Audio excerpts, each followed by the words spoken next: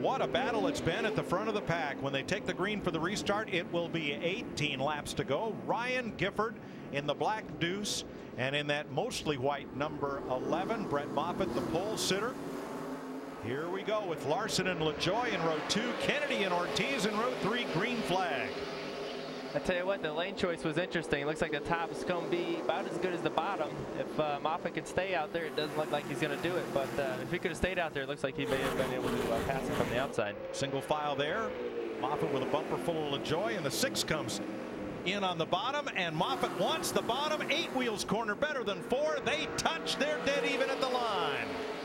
Here LaJoie's right there too, ready to strike. Here comes that 07 car. He's going to poke to the bottom. And LaJoie almost gets up and into the deuce. Well, the 2 just turned left there. He tried to get underneath of our leader Moffitt. Here comes Chase Elliott in that second white car, the number 9. Elliott up for 5th. That 07 car just got his fender knocked in. He needs to be careful, make sure to blow that right front out. So Moffitt back in command. He started pole as the 6 of Larson goes to the bottom against LaJoie in the 07. Well, Larson drove it in there hard and was able to make it stick, but lost a little bit of ground above the 2. Here comes Chase on the inside. Looks like maybe Chase saved a little bit of tire here for the end. Looks like he was very patient and methodical coming up through the field. That was that's pretty impressive. Listening to Joey Logano, 07 champ of this series.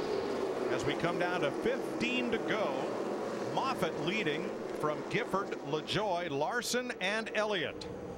Chase gets down to the inside of Larson in the battle for 4th. Man, it just looks like LaJoie's car is really tight right now after they knocked that fender in. And then everyone's right on him, so he just needs to be careful here. And he may have to give up 3rd place right here.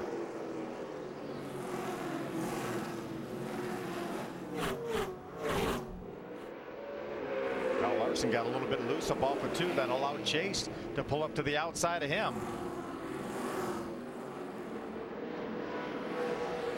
So Elliott on the high side. We got a little traffic jam right there, don't we? Yeah, and on the right, Jesse Little holding off quite a pack there, Bob.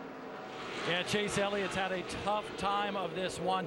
I spoke to his crew chief, Lance McGrew, and he told me, you know what, each race we go to, Chase has been fighting a very loose race car. So they went with a setup that would prevent the car from turning to kind of prevent that loose condition. But it's really bit the team here. The car's coming to him a little bit late in this race as the tires burn off all the other cars. But it's been a tough go of it for Chase Elliott in this race. Elliott has moved up to 4th. He's passed Larson and set sail for LaJoie. Michael McGuire gets really sideways in the 7 car, allows Sergio Pena to get that spot. That's up into the top 10. 11 laps to go as Moffitt crosses the stripe. Oh! Hard crash for Contreras and Suarez. That's a rear clip, that's for sure. That's another one of the X-Team cars. That's the 3rd out of 4.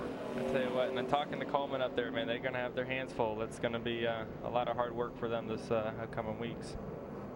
That 12 took a really vicious impact and then spun off the barrier to where it rests. See some damage on the right front of Suarez's car. He didn't fare much better. It looked like he backed it in. Let's see. That's hard to say. Ooh. Oh boy. Yeah. Hard to say what happened there.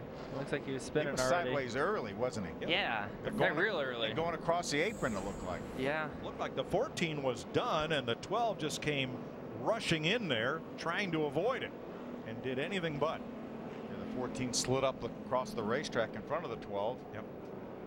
They may red flag this race. There's safety vehicles all over the corner there. Yeah, they were running 20th and 24th. And he's turned the wrong way.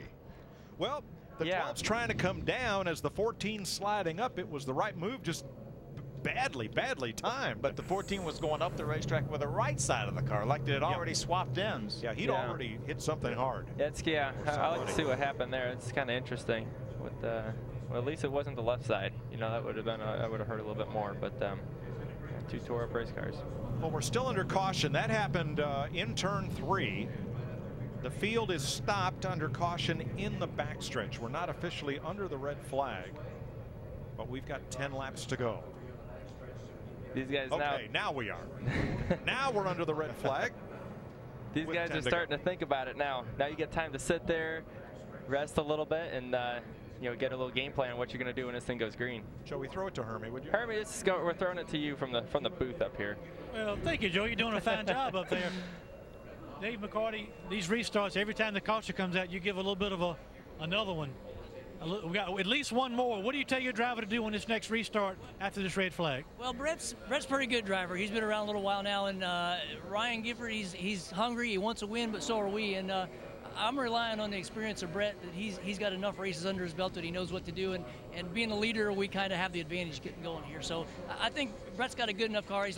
Ryan's pretty tough the first couple of laps. So if we can get separated from him, we'll be all right here. You've been a crew chief a long time. Tell us about the challenges in this particular series of having that car dialed in to start the race. You once the green flag drops, not a whole lot you can do. It's kind of all in the driver's hand. Yeah, you rely on a little bit of experience from previous races, and last year a lot of guys had trouble with free up off the corner, so we made sure we were a little bit tight to start this race. But that's the tough thing with rookie drivers. You got to kind of also read the car, get it dialed in, but yet have enough experience and enough know-how to make sure that you can get to the end of the race and still be good. That's Dave McCarty. We've got at least one more restart, and they have been exciting so far tonight. Bob? Hermie, but don't count out the 2-car of Ryan Gifford. And you know what? Walking down pit road here, you see all sorts of faces that you've known for a long time in the NASCAR business. His crew chief tonight and for the last few races has been Dennis Conner. And Dennis Conner has been around the NASCAR ranks for a real long time. In fact, won a Truck Series championship or 2 with Jack Sprague, and that's him right there. And Dennis just told me that Ryan has been really tight with that race car, but he thinks this red flag condition, and the further we get on into the nighttime here, this track, he says, has a tendency to loosen up, and this might play right into the hands of the 2 machine with Ryan Gifford for him to go get that first ever victory here in the East Series. Phil, you mentioned it. He's finished in the bridesmaid role a couple times. He's really eager to get to victory lane. 10 top 5s and 12 top 10s in 28 starts in this series for Ryan Gifford, looking for that first win. Yeah, 35 starts for Brett Moffitt, so they do have a little bit of experience. Remember, these guys don't run but 12, 14 races a year, so it's not like they run 30-some races a year. So this is the 3rd full season, I think, for Brett Moffitt, maybe even the 4th full season for Brett Moffitt. But as you mentioned, Ryan Gifford also has some pretty good experience. For sure, and that's what makes the points so critical. You know, you have such a short season; it's like the chase the whole season. So you can't afford to have a bad race. And you know, I was listening earlier, and I thought it was interesting to see what Chase Elliott's their philosophy was on keeping their car tight. That might be why he didn't qualify that well or start the race that well. But you know, ever since everyone started wearing their right rears out, you can see his car starting to come to life. So you know, it might not work the greatest for him on this restart, but you know, you never know. There'll be a lot of bumping and banging when you're 10 to go. All right, we're going to take a short break. We're going to teach Joey how to use TalkBack, and I just blew up the telestrator. It's a fun night of racing here in Richmond, folks.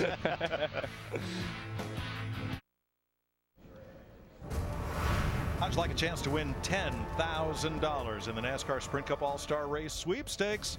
Like NASCAR on Speed's Facebook page for your chance to win. Register now. Watch the race Saturday, May 19th, 7 Eastern, for bonus codes that could give you 100 additional sweepstakes entries. About to lift the red flag here in Richmond, Bob. I'll tell you what, Lance McGrew told us just a little while ago he might have misjudged a little bit on the setup for Chase Elliott, but maybe this red flag playing into your hands. Do you still have a shot at it? I think so. I mean, the car's still pretty good. It's just really tight. You know, we've really fought drive off for the last couple races, so we made a couple changes our setup today, actually. And I was a little worried about it because it's been really tight in the center, but the drive off's been really good. And if it affects these other guys' cars like we think it is, and they continue to lose drive off, our Dream Machine may take this one. We've been watching Chase Elliott for the last couple of years, just 16 years old right now. What do you think about his maturity behind the wheel? It's amazing. But, I mean, you're talking about a kid that's raced thousands of times. You know, I mean, he's got a lot of experience, and he's grown up around a lot of older people, so he's mature beyond his years. And, I mean, the kid's the real deal. He'll be racing on Sunday in no time. Already, just at 16 years old, he's a Snowball Derby champion and going after his first victory here in the East Series, guys. 8 top 10s and 14 races for Chase. And he will also be in the Denny Hamlin Short Track Showdown later this evening. Yeah, Joey's going to have to race against Chase here in a little bit. I got a lot of heavy hitters out there, and you know, obviously Kyle and Denny, and a lot of Cup drivers. Tony's out there, Almirola. So A lot of Cup drivers out there. It'd be a lot of fun. It's fun to get back in a late model too. You know, just to drive like we said on that bias ply tire, getting to play around. I wish we had a little bit more motor in them, because then it'd be a lot of fun. They're a little bit low on the horsepower, but it still puts on a great race. There's Jeff Burton's car, brand spanking new car that Jeff built for this race. It's crazy to see how much everyone's put in for money for those late model races to run. Here's why we're under caution. The 14 goes spinning, gets T-boned by the 12, and up into the wall Daniel Suarez goes. Both he and Jorge Contreras Jr. have been checked and released at the infield care center. You know, we have a great stats department that come and helps us up here in the booth. We've got Joe and Russell here, and Jimmy, one of our stats guys, Jimmy Hicks, was busy. And maybe we have a picture and show you what he was doing. Benjamin Frederick Hicks, having 6 a baby. pounds 14 ounces. Congratulations. Absolutely. Glad everybody's doing well. My nationwide crew chief, Adam Stevens, his wife is home. Hopefully she's watching. Hey, but she's going to have a baby any day now. So Adam might have to leave tomorrow. You never know. So we'll see what happens. He's on call, right? He's on call, and we got a whole backup plan just in case he has to go.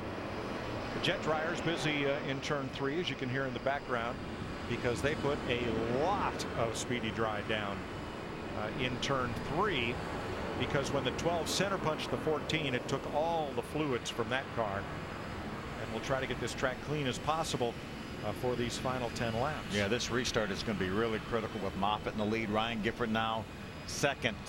It may dictate who may end up in victory lane as who gets the good jump on the restart. Yeah, it's going to be awesome. It's you saw Gifford was really good on the restarts there, better than Moffitt, so we'll see. It's band camp. All right.